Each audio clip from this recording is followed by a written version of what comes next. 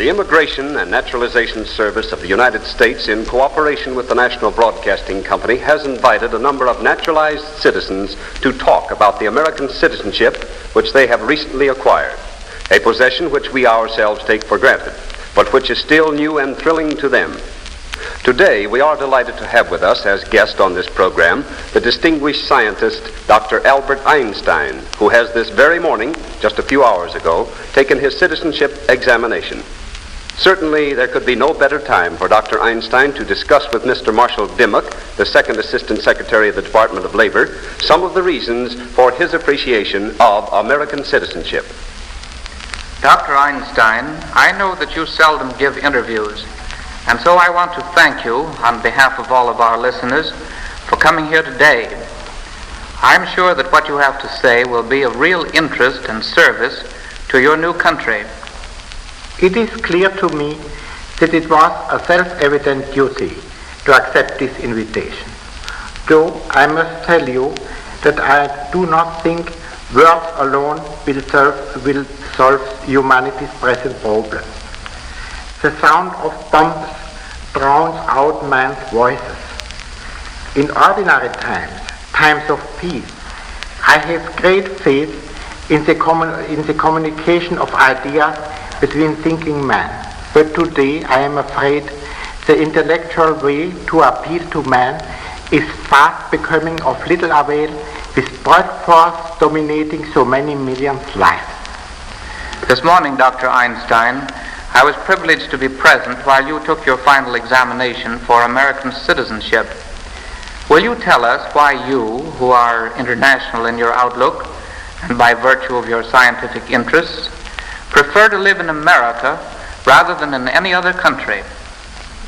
7 years ago, Mr. Dimmock, when asked for the reason why I have given up my position in Germany, I made this statement: as long as I have any choice, I will only stay in a country where political liberty, toleration, and equality of all citizens before the law is the rule.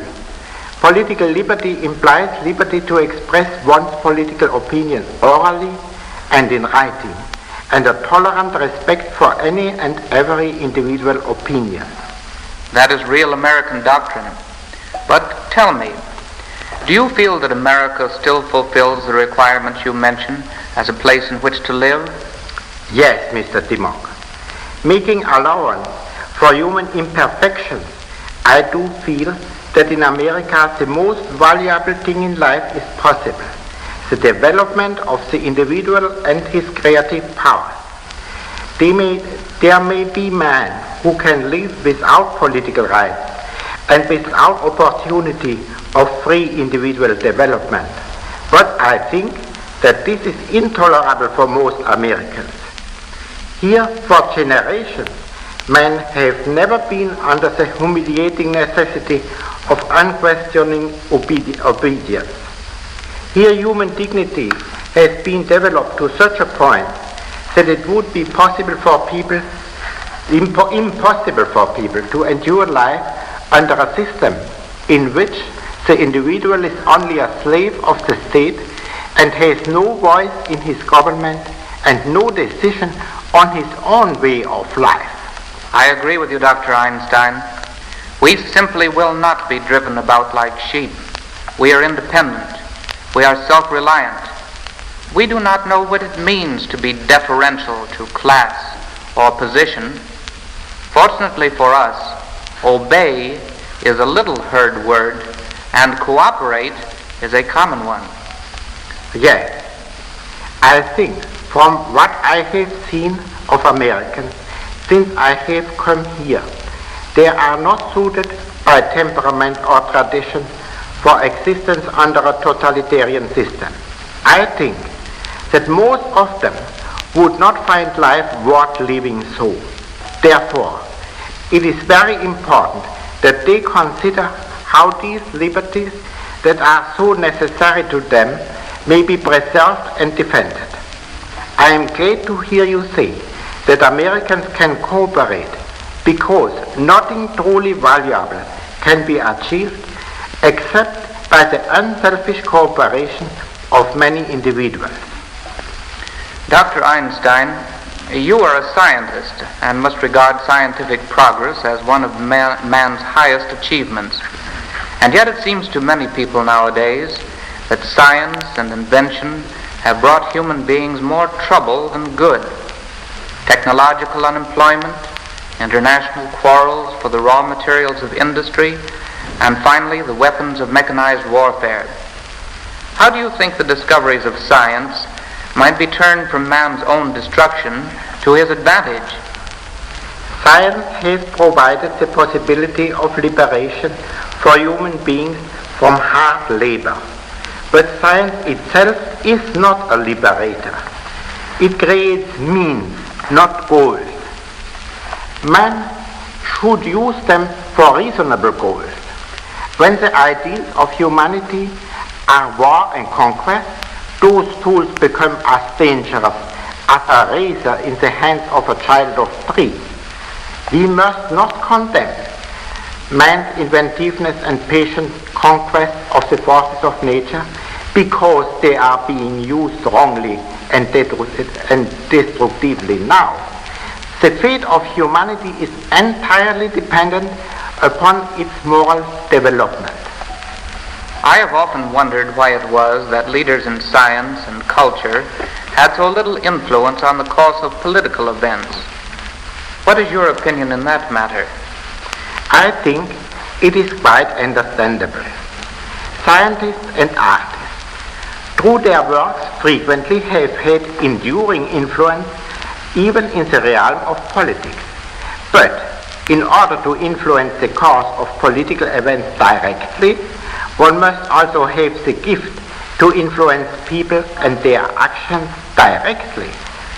This is rather a matter of arousing and using emotions and personal confidence than of clear understanding of causal connections.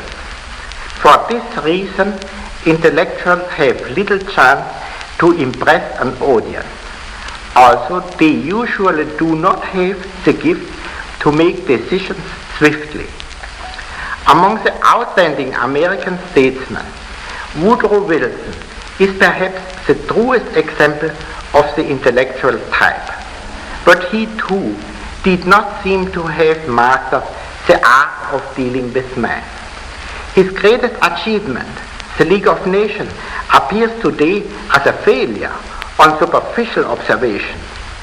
But in spite of the mutilation of his contemporaries and the boycott of his fellow countrymen, Wilson's work, in my opinion, will be recreated in a more powerful form. Then only will the importance of this great innovator be fully recognized. What hope have you, Dr. Einstein, that another League of Nations could prevail in a nationalistic world with its unevenly distributed resources and its unsettled economic conditions? I am convinced that a federal organization of the nations of the world is not only possible, but even an absolute necessity if the conditions of our planet are not to become unbearable for man. The League of Nations failed because its members were not willing to give up a part of their rights of sovereignty, and because the League was without any executive power. A world organization cannot ensure peace effectively unless it has control over the whole military power of its members. Exaggerated nationalism is an artificially created emotional state resulting from the necessity to be prepared for war. This exaggerated nationalism would quickly disappear with the elimination of the war danger. I do not believe that the unequal geographical distribution of raw materials must necessarily lead to war. As long as a nation has access to the materials which are necessary for its development, it can very well prosper. This is clearly shown by nations such as Switzerland, Finland, Denmark, and Norway. which belonged to the most prosperous countries of Europe before the war. One of the most important functions of such an international organization would be to secure unhampered distribution of the raw materials and free access to markets. The solution of the internal economical and social problems could be left largely to the individual states. I cannot help but wonder if this statement is not a bit too optimistic. Can one strive towards an international order founded on justice, while on the other side of the Atlantic, brute force is strangling one democratic nation after the other? I am far from being optimistic. What I have told you is not a prophecy, but a statement of what must be done to prevent life on this earth from becoming unbearable.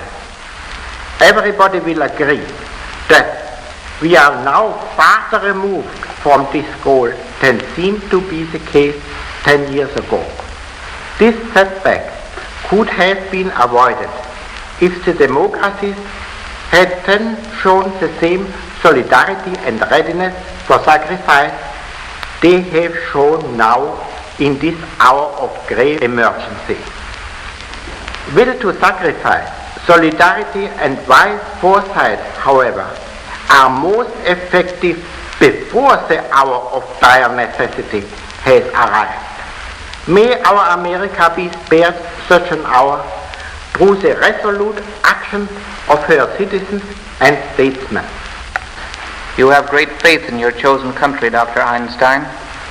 I hope we may be worthy of it through all our acts and decisions and attitudes during these trying times when emotions often deprive men of ability to see things clearly. I believe that most Americans act like Americans. By that I mean that they are innately just, tolerant, and reasonable.